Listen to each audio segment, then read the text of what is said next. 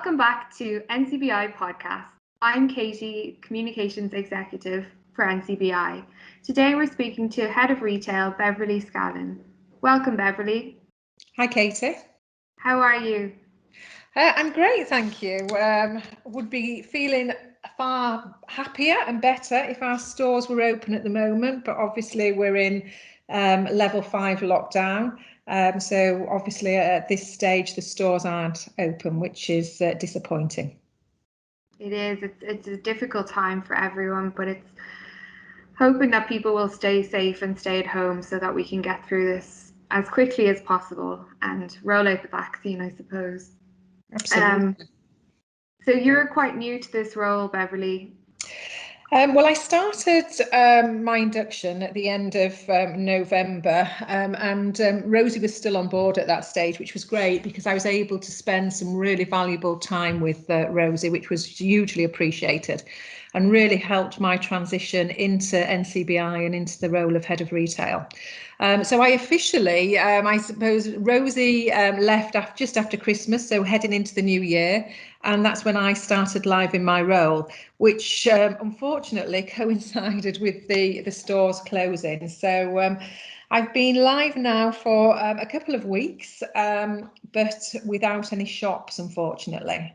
But I have got lots to do and I've been keeping myself and my team very busy. So what does your role entail as Head of Retail, Beverly? Well, the role actually is a really exciting, interesting role. And it covers many areas. So obviously within NCBI, we have a number of shops. I think at the moment we're at 118. We've got a couple of stores that are due to open once we can reopen, which I think is exciting. So I look after the retail part of NCBI. But also within that as well, we have our logistics area, because the logistics part plays a huge part of obviously immobilising retail by getting stock from our bins that we have across the country, by moving stock from store to store. We do collections, so we have a furniture shop in Kylemore, so we do a lot of collections. We have people who generously donate to us, so we'll go out and collect their furniture. So it's quite a big role really, and it's a really exciting role. And I think it's a role that we will continue to evolve as we continue to grow the business. Have you always worked in retail? I have. So if I go back years and years and years ago, my grandma had a corner shop in England. So I used to play in her shop as a child, and I started working in retail at 15 years old. Whilst I was still in school, I would have had a Saturday job. I've done many roles in the UK. I'm obviously originally from England, and then I met my husband, who is Irish, and I came over to Ireland 18 years ago. But I have always worked in retail. I think the nice thing is I've worked as a sales assistant, I've worked as a visual display person, I've worked as an assistant manager, a store manager, an area manager, a regional manager, a country manager, and a head of retail. So I understand each role, and I understand the importance of each role as well, because every role is equally as important. So yeah, lots of experience in retail in many different retailers. You were destined for it from a young age. Do you know what? It's really funny because I always say I absolutely believe that retailing is in your blood. You either love it or you don't. And I absolutely do love it. I think it's so varied. You meet so many different people, so many different characters. I think it's really interesting. I think it can develop so many different skills. So I actually do think retail is a fantastic career. And obviously over the years, retailing has evolved and the jobs have evolved. So, you know, the sales assistant of today is not necessarily the sales assistant that it was 20 years ago. Speaking on evolving of the fashion industry and retail in general, there's been a lot of emphasis on sustainability, and I know that NCBI Retail has really tried to make this the cornerstone of circular fashion and sustainable fashion. Can you tell us a little bit about how NCBI Retail is making fashion more sustainable or contributing to that? Well, we had our renewed pop-up shop, which opened during the month of December, which was hugely successful in terms of promoting NCBI services for people who are blind and vision impaired, but alongside highlighting the scope and the impact of NCBI's 120 charity shops throughout Ireland. Alongside this, it gave a very clear message around sustainability in terms of the shopping experience. And I think, pop-up is something that we will continue with. It's timely. It's got to be about the right time and the right location. And the intention is to continue with this sub-brand throughout the year. And I think we've got to remember charity retail stands at the forefront of reuse and sustainability. And we are the green engine of the high street. I think even more so now when you see a lot of the conventional retailers closing down.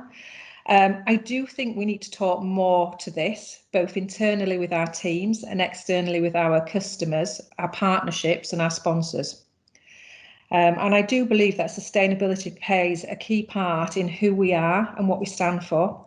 And I really want to look at how we evolve this over the coming year in terms of, our new store concept, education with our customers and with our managers and staff teams. We may have, is there an opportunity to do something with a collaboration with a designer?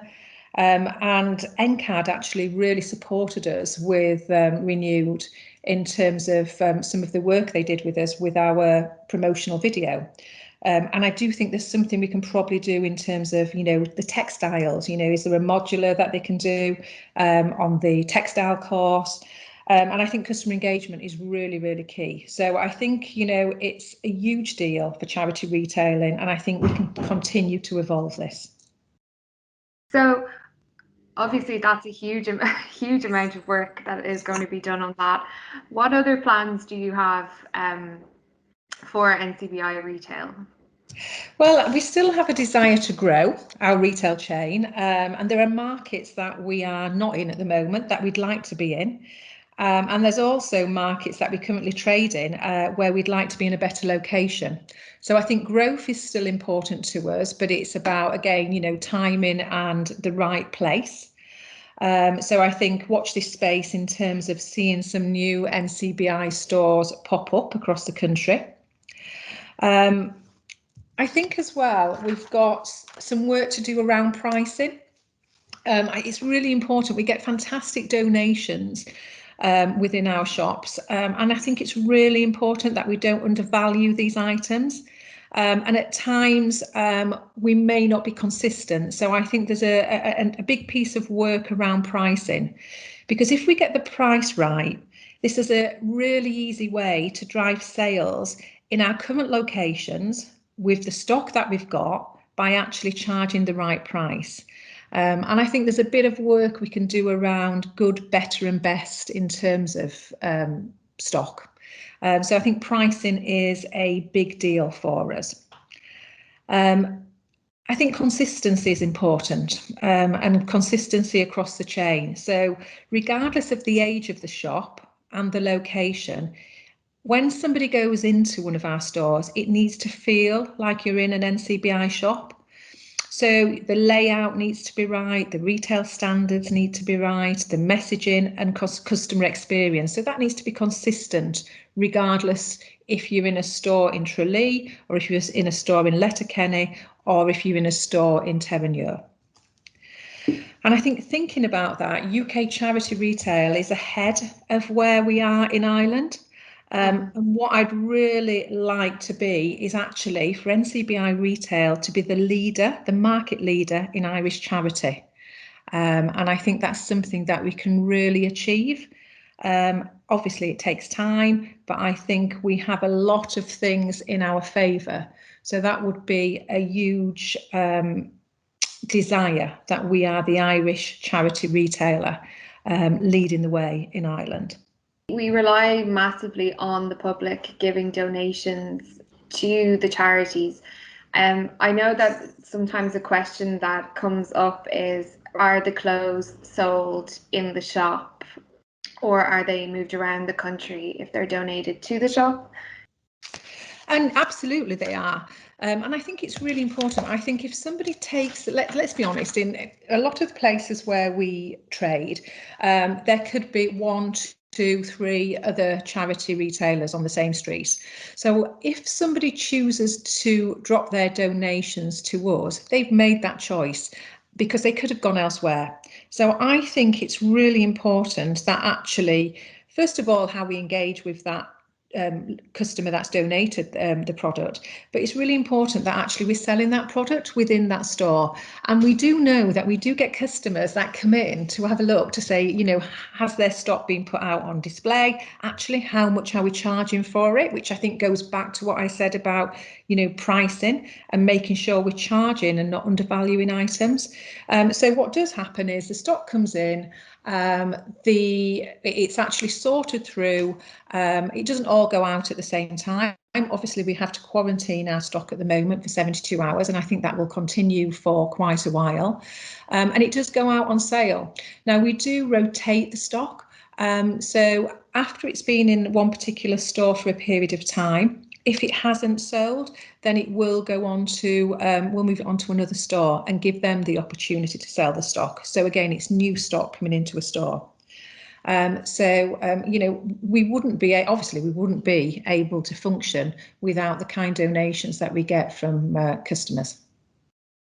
You mentioned there about quarantining the clothes and just about COVID in general.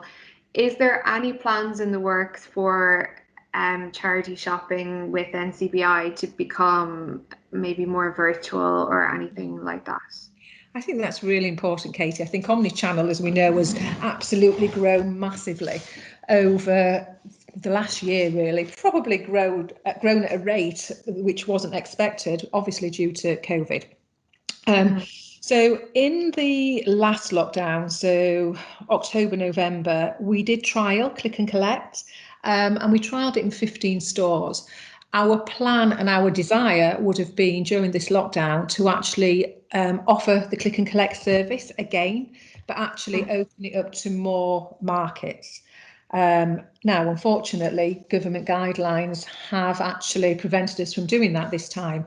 But in the background, we have got a piece of work going on so that as soon as we get the green light for click and collect to go ahead, we will be in a position to be able to offer that in more markets. So I think that's something we can absolutely do. Going live this week, we are looking at trialling Thriftify fashion. So we've used Thriftify before in terms of our book sales, but it's a platform that's growing in terms of fashion, and a number of retailers in the UK, charity retailers in the UK are using it. There are a number in Ireland that are using it, and we will be starting to use Thriftify this week.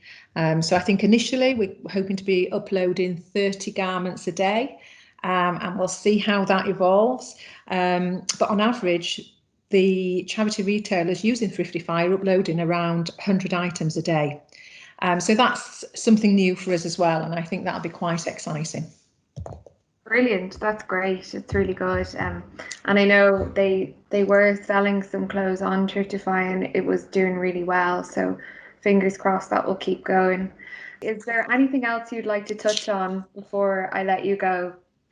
I think there's just a couple of other things, and you and I spoke about this prior to chatting now, and I think it's really important that within retail, we're a big part of NCBI, and I think it's really important that within retail we understand our purpose, because our purpose is really important to NCBI, and we are part of a larger family, and we have a role to play, and I think it's important that we are joined up and understand what that role is.